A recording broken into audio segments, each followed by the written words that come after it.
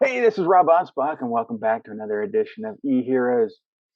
Now, a lot of entrepreneurs, and I was one, way back in time, I always felt like I didn't understand finances, and I was just always frustrated. So I'm bringing on an expert today. His name's Mike McCormick, and he's going to teach you how to have financial peace of mind. And so, welcome, Mike, and thanks for being here.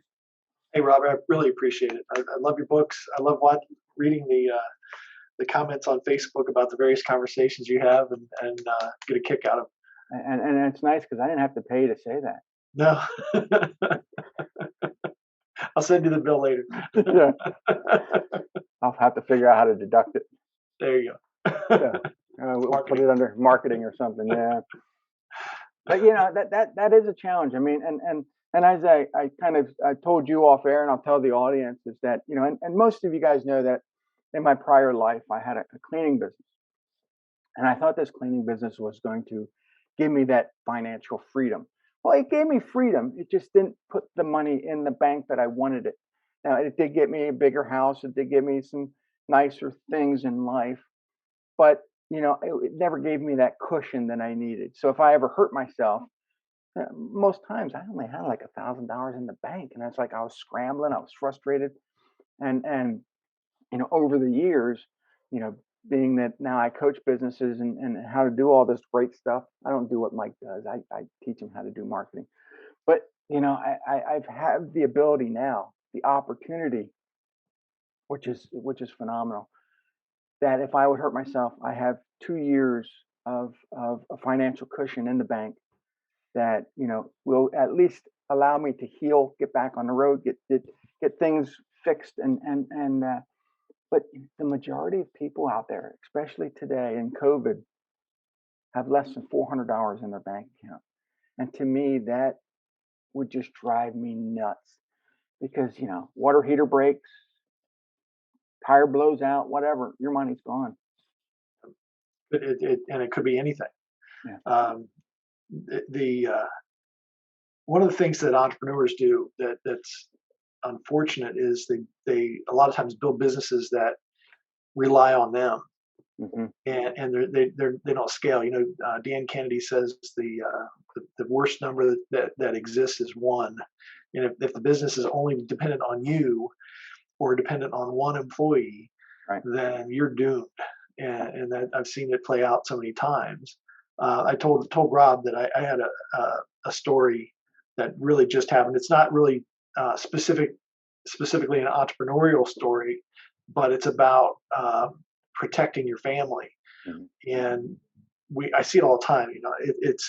It's the entrepreneur is spending all his time growing this company, or she is growing this company, and not thinking about all the peripheral stuff that's going on around them. So their family, yeah, they spend time with their family, those kind of things. But if something were to happen to that business owner, that provider, Hmm. it could be devastating to the family. And what I wanted to share was that last Friday morning, my cousin's son-in-law was killed in a car wreck. Has 4 kids and did not have life insurance. Wow. So it's one of those things we see repetitively is something that wasn't thought about, was probably never talked about. Unfortunately, I didn't know him that Hmm. well, and we had never had the opportunity to talk about that. But it's something that people should be talking about. You got to protect your Right. family and your kids, and it's so easy to do that. It's cheap for a 34-year-old. The premium for a six-figure life insurance policy would be nothing, Right. and you got to take care of your family. And it's so fresh in my mind that it's just one of those things I wanted to put out there. And You it's know, not and, entrepreneurial, but entrepreneurs need to take care of their families well, too. I just looked at my life insurance policy, and I had a 20-year term, Yeah, and so I think I have like 7 years on it, and yeah, I'm 53, so or I'll be 53, and so it'll kind of end when I'm 60, and I'm like, yep, okay, but if I go to replace that, I'm 60 years old, and now my premium's going to be like 3 times higher yeah, than what I'm paying.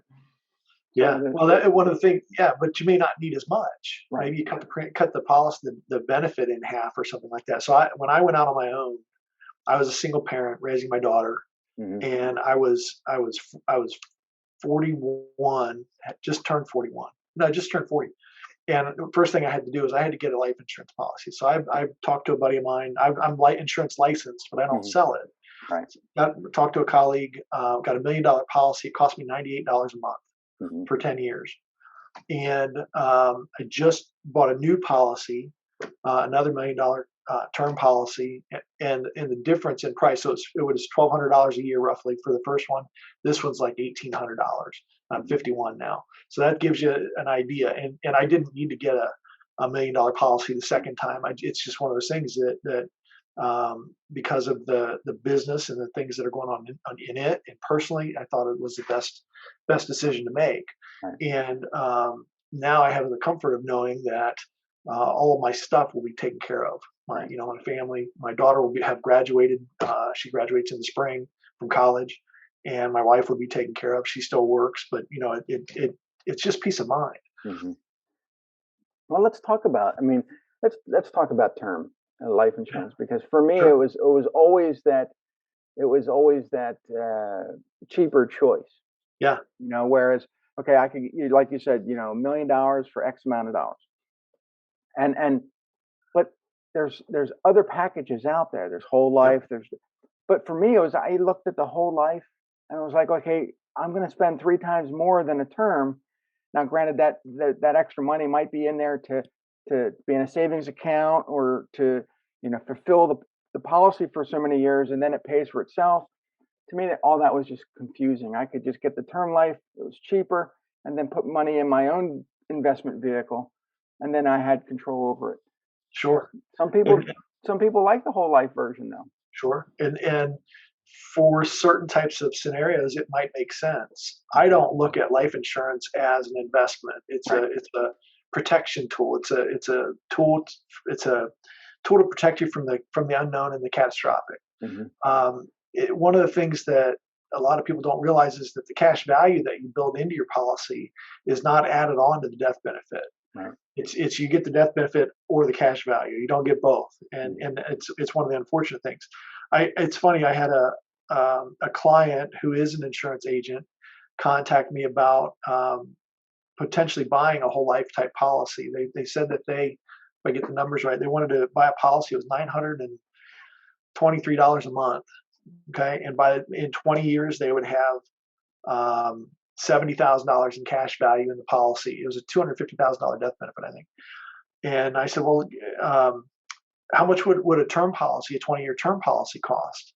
And the term policy, I'm off the top of my head, I think it was $125, whatever it was. The difference was about 800 change. Right. So I did an analysis of what would that it was $866. What would that $866 do if invested in a diversified portfolio at 6% over 20 years? Hmm. Well, and that's a pretty conservative rate of return after fees and everything.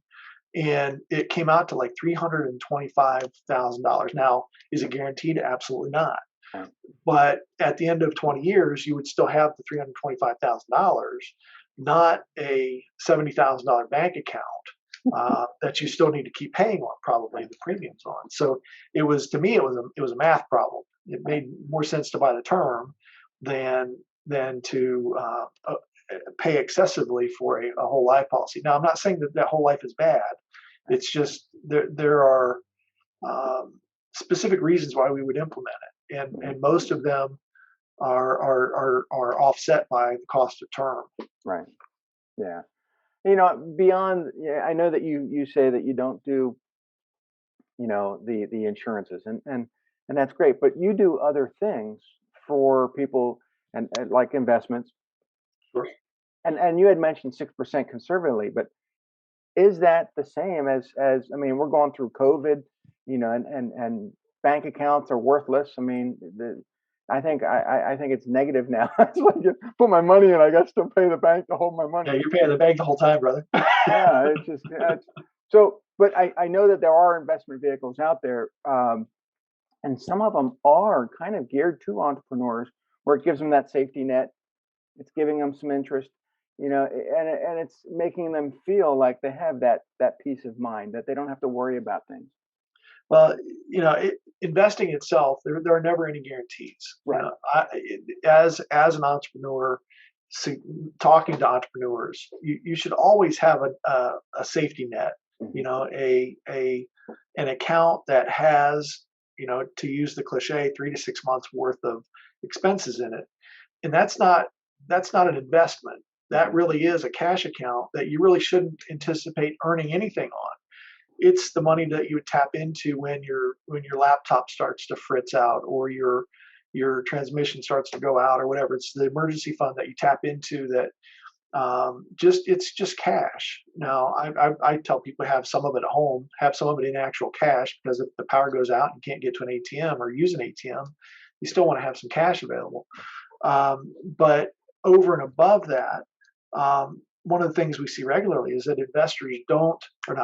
entrepreneurs don't, like you said earlier, is pay yourself first and put some money aside in a retirement account or something like that. So it's not taxed currently, so that it's available when you ultimately do retire or sell your business.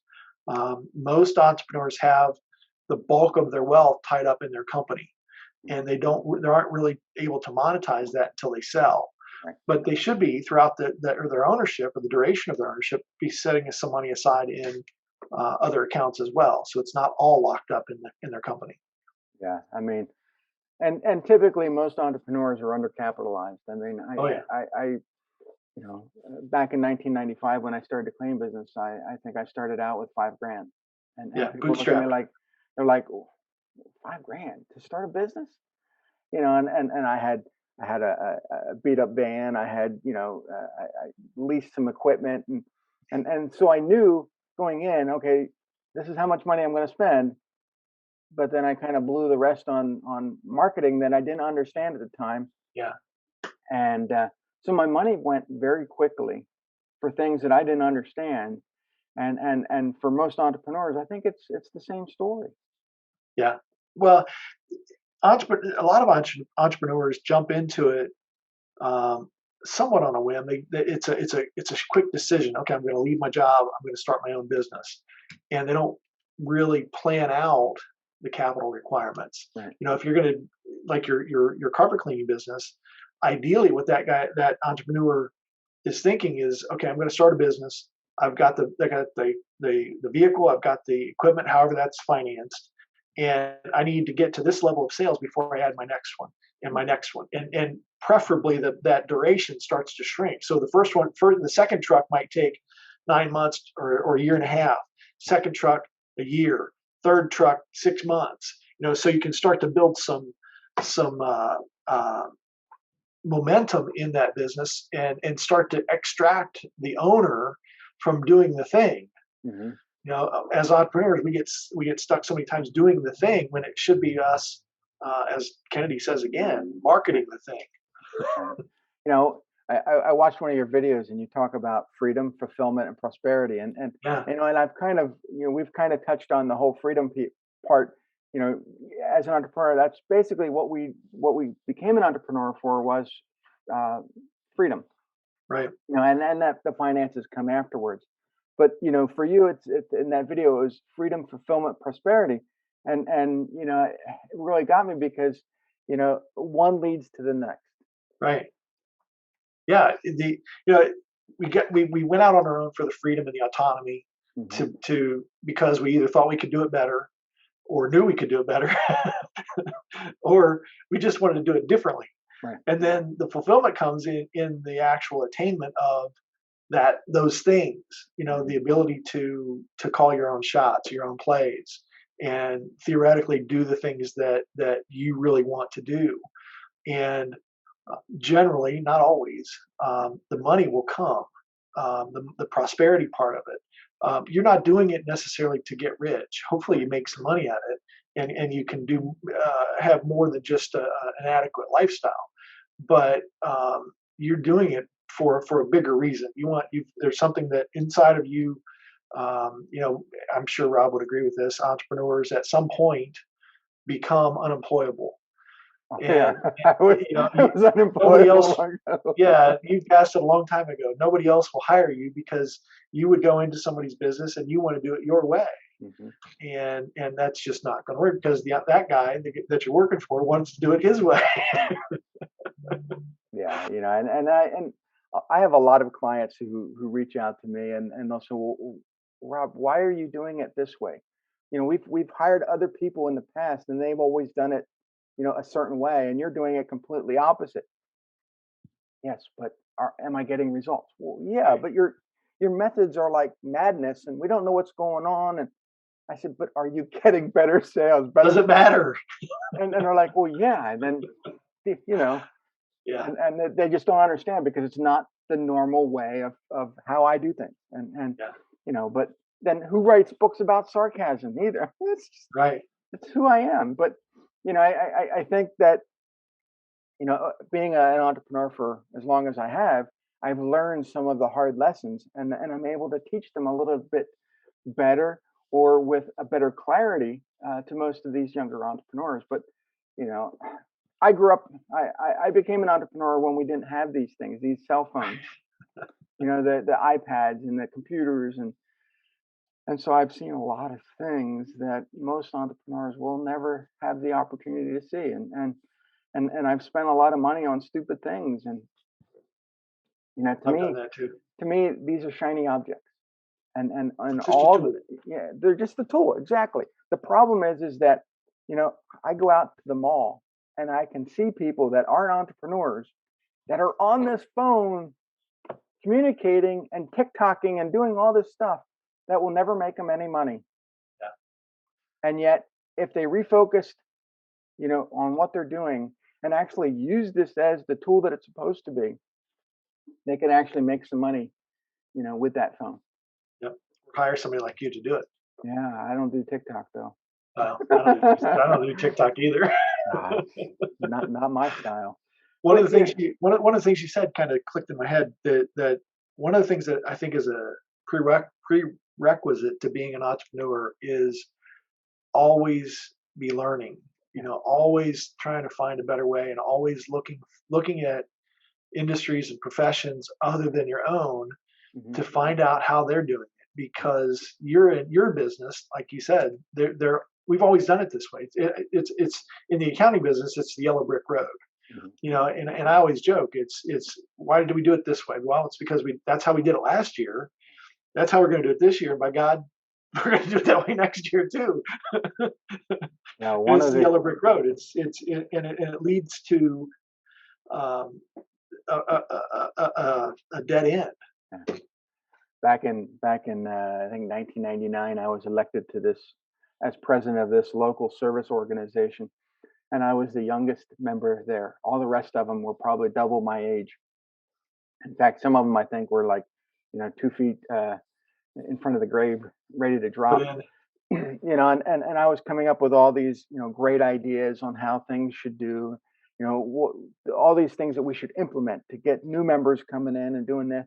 And they're like, yeah, but that's not how we do it. Right. And it was the same stuff. I'm like, yep, this is why your donations are declining or people aren't joining or this or that. Yes, but this is how we always do it. Yeah, Yep. but There you go. you can't change some of these people. They're just going to continue to do the things that they do, and it got me thinking. I'm like, okay, well, things have to change, and you know, the biggest thing most entrepreneurs are afraid to change is the way how things used to be. Right. Being billing. Billing is the biggest, I think, problem that entrepreneurs face is that if I walk in or and in fact I just had about 2 months ago I had all the weeds around my house pulled. I had a service come in. Took them 90 days to send me an invoice. Yeah. And I'm thinking, really? We do this every year. You already know how much it's going to cost. Tell me how much it is. I'm going to pay you. No, no, Yeah. no. We'll send you an invoice. 90 days go by. You could have used the money 90 days ago, but that's Right. you know, and see, entrepreneurs all over the world are doing the same crap. They're Yeah. billing a month, 2 months, 3 months down the road, and then they wonder, hey, where's our money? How come all these people owe us money? How Right. can we pay our bills? Yeah. I see it every day, and to be honest with you, I'm guilty of it. It's I got to get the work product out, and I'll send the invoice later. or it's, one of my goals is to convert, the number I have on my whiteboard that's behind this, my computer monitor here is 85% of our client receipts should come from monthly automated billing. Mm-hmm. And we got a long way to go to get there, but we're closer than we were last year, and we'll be closer next year than we are this year. But there are still those situations where I'm the linchpin. I'm the guy that's got to create it and send it to the client, and I'm the holdup. And I fully admit it. I take ownership. Well, and I went through the same problem, in the cleaning field, and then when I switched over to coaching, I thought things have to change. I can't continue to do the same things. And all my clients, I'll say, okay, look, I'm going to send you an invoice. Once you pay it, we get started. And on the 25th of every month, I send you another invoice. You pay it, and I start the next month. Yeah. And that's how it's always been. And I don't have any collectibles. Yeah. Everybody pays.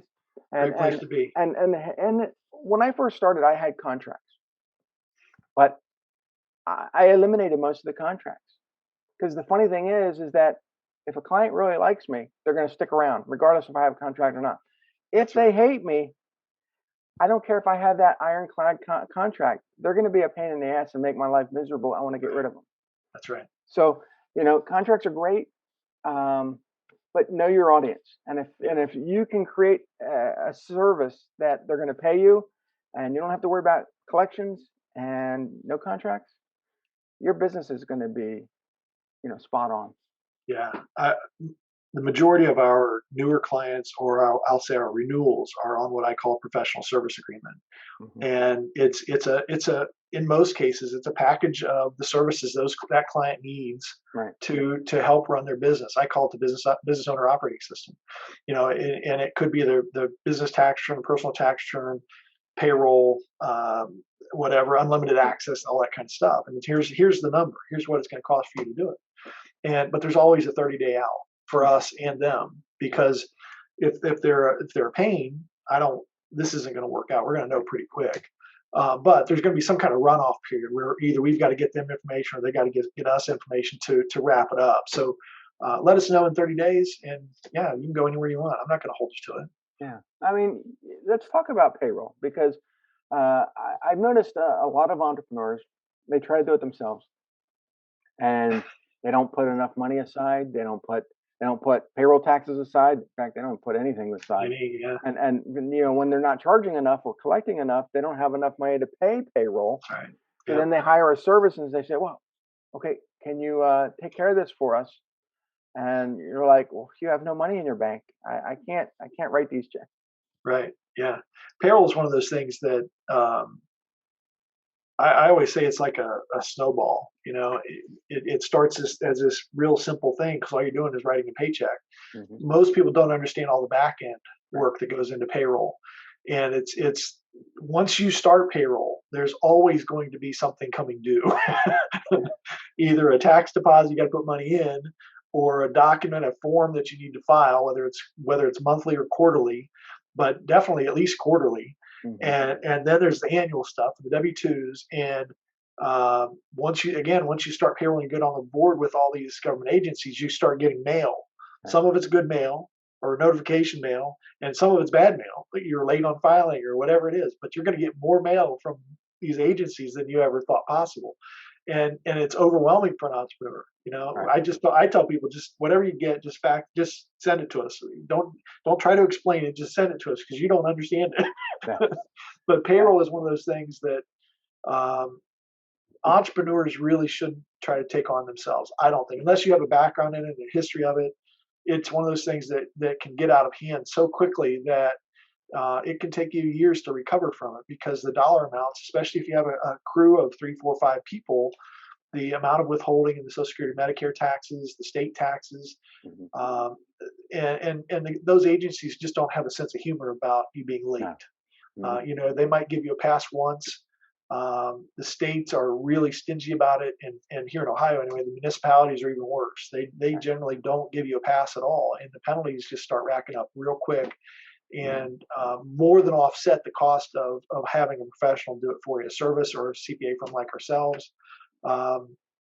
it's really, it takes you away from the things you should be doing. You should be out marketing your business or maybe doing the thing, but payroll takes you off your game. It's just not something a business owner should be messing with.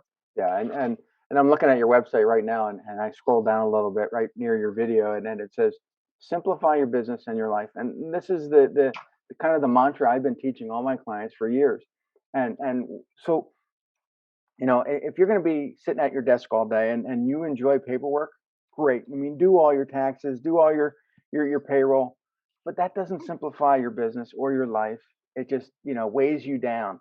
So, you might as well, hire Mike to get some of this stuff done so you can go out and go fishing, or you can go on vacation, because honestly, you do what you do best, and paperwork's Right. not one of them. Yeah. This, you know, entrepreneurs, they try to do their own tax returns. They try to do their own payroll. They try to do these things that they're just not specialists at. Mhm. Can I just as a compliment to our conversation, could I adequately clean a very expensive Asian rug? Maybe. Could I more easily ruin it? Mhm. Absolutely. you know, but Rob could do that. Not Um, anymore. well, maybe not No. anymore, but just as an example, just to correlate. I mean, but could Rob find all the tax deductions that he's eligible for on his personal tax return? It leans itself to probably not, or his corporate tax return. It's doing the thing that you do so well that's what you should be doing. And doing these things, we are real good at bookkeeping. We're real good at payroll. We're very good at tax planning and tax preparation. We're great at helping people figure out how to invest their money appropriately for their life. Um, but as an entrepreneur, you have to figure those things out yourself and really dedicate yourself to the thing that you're best at. Yeah, yeah. So it just sounds like the funny thing is that when I became an entrepreneur, I didn't think about the whole picture, Yeah. and so I was undercharging. And one of my slogans when I first started this cleaning business was, "We clean your carpet, not your wallet." I wanted everybody to think, "Hey, this is inexpensive, and he's going to do a good job." But all I was getting was these crappiest, dirtiest carpets ever, Yeah. and they weren't paying me. And I think that's the problem with a lot of entrepreneurs, that even ones that know better. They think, well, I'm just new in business. Nobody knows me. I got to keep my prices low. Well, that to me, that's the worst thing that you can do, Yeah. because fact is, nobody knows you. They don't know your prices. They don't. Most times, they probably don't care. They got a referral. Someone said that you're the best at that. Why are you charging cheap prices? Yeah. First of all, you can't. Unfortunately, it tells the market Yeah, that you're cheap, right, and it sets the stage for the next customer. right. And when something breaks, you need a new computer, you need a new phone, you don't have the money to buy it. Right. Now, had you and so one of the things that I learned very quickly, um, was to get rid of that slogan. I think I used it for like 6 or 7 months. I doubled my prices overnight, and I started getting better clients. And within, I think it was within 1 or 2 years, I got a bigger van. And after a couple of years, I got another van and newer equipment. And but had I kept my prices as low as they were, I couldn't do that. And Right. you know I I think it was 1995 I started the cleaning business. By 2000, I took the whole family to Disney World, Nice. and to me that was the moment that I knew that um, I was a true entrepreneur, because I was able to leave the business, go on vacation for a week to the magical place on earth. And now I think we've gone down at least a dozen times since then. But that was the changing point in my life, that I knew that if I wanted to do this more often, I have to charge more. I have to, you know, set money aside, and that's when I became, in my mind, a true entrepreneur. Now the trick there is, did the company keep operating while you were in Florida? Yeah, yeah, Yeah, yeah. yeah. That's It was that's an entrepreneur. it was tough, and the funny thing is that the van broke down while we were camping at Fort Wilderness in Disney, and um, I think it was I had this we didn't have these iPhones back then. I think I had like a Nokia flip phone or Yeah, something, yeah, and so I had to scramble. And while I was in the park, um, I contacted my credit union, and they said, "Okay, we'll get you a loan. We'll get you this van. We'll do this, this, and this." And by the time I got back, the new van was waiting for me in the lot of there you go. the dealership, and so yeah, I mean, when you can operate anywhere, and now, I mean, I all I need is my phone Yeah, and my computer, and I can operate anywhere. yeah, yeah. Yeah. Not that you should necessarily. No, it's just, I have the freedom to be able to go where I want and be on the beach and work, but I Yeah, never understood that. Why, if you're on the beach, why do you want to work? yeah, yeah. Enjoy That it. and that is one of the curses of entrepreneurship, right? You get to your destination, and the first thing you have to do is check in and see what's blown up or Right. not blown up or whatever. And that is a, I'm not there yet. It's a curse, Yeah. but it's just one of those things that you've got to, you feel like you still have to check in. Yeah. Now, when someone hires you, do you help them understand their numbers, what they need to do, where should they raise their prices, and all this good stuff?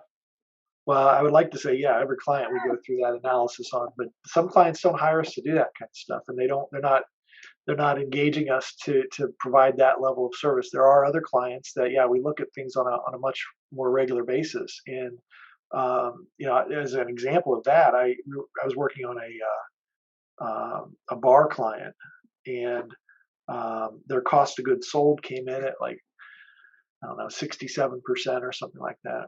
And I said, your employees are robbing you. They're stealing from you. And the business owner said, there's no way. They wouldn't do that. I said, they're either carrying out booze by the case or they're taking cash. Hmm. Oh, no, they wouldn't do that. 2 weeks later, she caught Hmm. them. And the numbers don't lie. Right. Every business has a formula that, you've got to watch the ratios. You got to watch the percentage of cost of goods sold to revenue. You got to watch the percentage of advertising to your revenue. You got to, and you'll develop a sense of what's reasonable and what's right. Hmm. If we classify something in a P&L in one way and a business owner is expecting in another, they're on top of it. They're going to look at their numbers and say something's not right, and they're going to find the transaction. They're going to know the transaction that should be classified in a different way. And I don't know if you watch Bar Rescue and John Taffer, and he always talks about the science of the bar business. Mm. And every business has the same kind of thing. There are magic numbers and percentages that apply to just about any business. And if you know what those are, you can run a better business. And if you don't, your business is going to run you forever. Yeah. Yeah. And I saw that in the cleaning business, and a lot of them just didn't understand. And you know, take for instance like a jug of chemical. It could be a liquid chemical. Usually a detergent of some sort. They would just do the chug. Oh yeah, that Yeah, sounds. No, it only requires like 2 ounces, which is like capful. and so there's a lot of waste that goes on, and I would constantly teach the crew, hey, look, you don't even need 2 ounces. You could cut back on 1 ounce, and it's going to work. Right, right. Chug, chug, chug. I'm like, seriously, Yeah, yeah, okay, it's not your money, it's my money, but I'm going to right. start taking it out of your paycheck. You can't take it out of my paycheck. What do you? Yeah, Yeah, that's and you mentioned Disney earlier. That Disney is operated to a formula. hmm, Everything has its uh, the way, the Walt way or the Disney way, right, and that's how people are taught. They're trained to do it this way, and when they deviate from that, the results aren't what Disney expected, right. and they know it. They see it. It shows up somewhere. Yeah. I follow Disney pretty tightly. I I know. mean, I'm a shareholder, but I look at their numbers, I look at what they're doing, and you know, part of me is like, dang, that's expensive. But then you look at, everything that they're trying to create value for when you walk in that it's money becomes a secondary. It's all about the magic, the experience, the value that you're getting while you're there. You're being transported into a different a world, and that's going to cost a little bit. Could it be cheaper? Probably, And, but and they've done a wonderful job of uh, niching the various levels of expectation and Mhm. results. You can go in, you can stay at I don't know what the lower priced hotels are Right. anymore, but the All Star Sports uh, uh, uh, park where Yeah, you there's get a bed and a right. bathroom, Yeah, or you can stay in a condo where the giraffe comes to eat off your balcony. right. Two different customers. Right. Yeah. You got, and I think every entrepreneur needs to understand, their customer base. I think Yeah, do you want to service the people that have absolutely no money, or do you want to service the people that have a little bit more money and they're going to make your job, you know, um, more exciting? Because yeah, I always find that people that have no money just upset me. They drag me down. They make me wish I didn't even have a business. Those that have the money are like, wow, now I can afford to go to Disney, right. you know. Yeah, But yeah, it creates a different level of expectation. It seems that um, the the in our business the tax prep only client, the 1040 only client, where we see them once a year. Those obviously we charge them a less lower price than we do for other things because that's all they're doing. We have more, we'll say, interaction with them um, for various reasons. They don't understand the code. Well, did I get my stimulus check? What about this child tax credit or right, whatever? Things that we can't really add an extra 50 or $100 to the bill because it's they're not going to come back. right, And or do we look for clients who are willing to do the full service? And that's what we're looking for. That's what right, we're spending money to attempt to get the attention of. The yeah, person who has a business, the entrepreneur, who has the opportunity to do things to impact their tax bill. hmm, The 1040 client, there's not much they can do. I always say the tax code for W-2 employees is about 3 pages thick. right, The tax code for business owners is thousands of pages thick. You get the entire access to the tax code, and there are a lot of things that we can do to help an entrepreneur move money from one box to another box and keep money in their pocket, right, and how to convert pre-tax dollars to post-tax dollars. And anytime we can do that, we save and help them save for retirement. We can help them do all that stuff, and that's just a different level of client for us. yeah. For me, it was always about charging more for the a la carte people. The ones that only wanted to pick and choose certain things off the menu. Yeah, Whereas I can give my monthly service clients everything for a set price, and they're happy to pay it. Then you have these guys, well, Rob, I only want this. I only fine. You're gonna pay more. Why? Why should I? And you're like, well, it's not just that; it's that they want that one thing, yeah, and that's what they sign up for. But then they start calling you about the other thing yeah, and the three other things, and you have what we call in our business scope creep, yeah, and they don't understand why you either can't answer that question or it's just a quick question, and hmm. and it drives up the cost of the engagement for And I us. and I want every listener to understand what scope creep is, because we all do it. We all do it. We have a client that we want to just, whether we want to impress them or we just want to just do something good, and we'll give them a low price. Because we're all good people. We want to And, help. right. And next thing we know, we're doing 100 hours, 300 hours, 400 more than what we said, Right. in service to them. So they're getting all this free stuff. And we're like, man, I made like $4 an hour off this client. Right. What a pain. And but you do it. You continue to do it. And Yeah. so one of the things you really have to understand is that scope creep can kill a business Yeah. if you allow it to. So you got to have parameters. You got to have, kind of an alignment with your customers. And look, okay, we are going above and beyond now what we originally signed up for, with you. So, before we go further, let's have a chat. Right. And this is what the cost is going to be. I'm willing to even cut the cost in half to help you, but we have to get paid for some of this extra stuff. Yeah, and it's even more critical when you have a team that's working with you, because your team isn't, uh, in many cases, looking at those conversations as critically. Hmm. It's yeah, I absolutely want to help because they're a client. I want to help them. I want to do the things that they're asking me to do. But in our case, we're engaged to do bookkeeping, but they have questions about their kids' W-2 from whatever, how much withholding is it? Well, it takes 45 minutes to figure that out, but they're not going to send them a bill. Whatever it is, it's just that offshoot of whatever it is that we've agreed to do. And when you have a team working with you, it just becomes even more critical and more costly that everybody understands what the engagement really is. Yeah, you're gonna have to hire somebody just to take over scope creep because otherwise, it gets too costly. So Yeah. anyway, how do people find you? So they can call the office. The number is 513-488-1121. My email address is mike@financialclaritygroup.com, and it's CLARITY. And the website is financialclaritygroup.com. We also do a podcast called the Thriving Agent Podcast. And that people, if you have real estate agents that listen, they're welcome to schedule a time to record an episode. Agents that we're looking for are ones that have been in the business for a while, and I like to say that they're doing or seeing things that are different in their industry, not just the normal stuff. Mhm. And we look forward to talking to you. Yeah, in fact,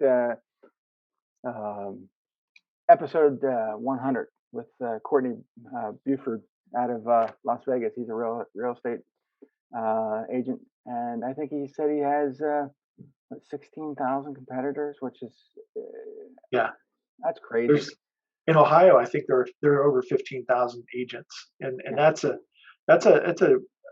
kind of an odd profession because it's the barrier to entry is so low, and the churn, the amount of time that people stay in the business is so short.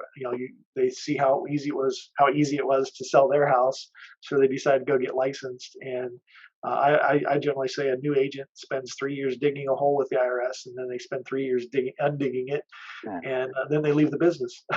Yeah, it boggles my mind because when I had the cleaning business, I think I had 50 or 60 competitors. That was it, and I Yeah, thought that was too much. yeah. I think I'd lose my mind if I knew I had 16,000 competitors, in a small But area. well, think about that though. As an agent, the bar to entry is really low, and they're all doing the same things to try to attract clients. And the carpet cleaning business probably wasn't that much different. The barrier to entry is probably higher because you had to Well, buy yeah, gear and you I buy equipment. right, and I think now, and I just looked, I guess, because a couple weeks ago, I just looked in my area, and I think there's now 200 There you cleaners. go. I'm like, Yeah. what Well, what's happened in the the last 10 years since I got right? out? What's the population though? 200, 300, I don't remember, but Yeah, it was, to me, it just didn't justify the numbers. yeah. Well, I it, think and COVID helped that one. that could be too. Yeah, it doesn't matter. I mean, the profession you get into, you can do something different. Right, How's that saying go, Rob? Uh, uh, Better is not better. Different is better than better. Do right. it differently. Yeah, I Show up mean, different. Show up to the market. I show up differently every day, and There you go. it either upsets people or excites people. So I There you go. usually pick the ones that they get excited about me, and get rid of the rest. And that's kind of what my Rob versus books are all about. They're what I call rejection marketing. If you love them, Yeah, you're gonna love them. If you hate them, you're never gonna call me. right. You're self-selecting. Right. So they really help pre-qualify my audience, and Yeah, makes it so much easier for me to make money, and that's what it's all about. Absolutely. So Easy business is good. I hope you guys found value in this, and please contact Mike, and this is what makes him an e-hero. I mean, just the level of advice, level of things he knows is mind-boggling. So give him a call, hire him, and let him do your payroll, because honestly, I don't want to do it, and I know you guys don't want to do it. So you got to find someone that loves numbers, and that's what Mike's all about. So adios. We'll see you guys on the next episode. Thanks, Rob.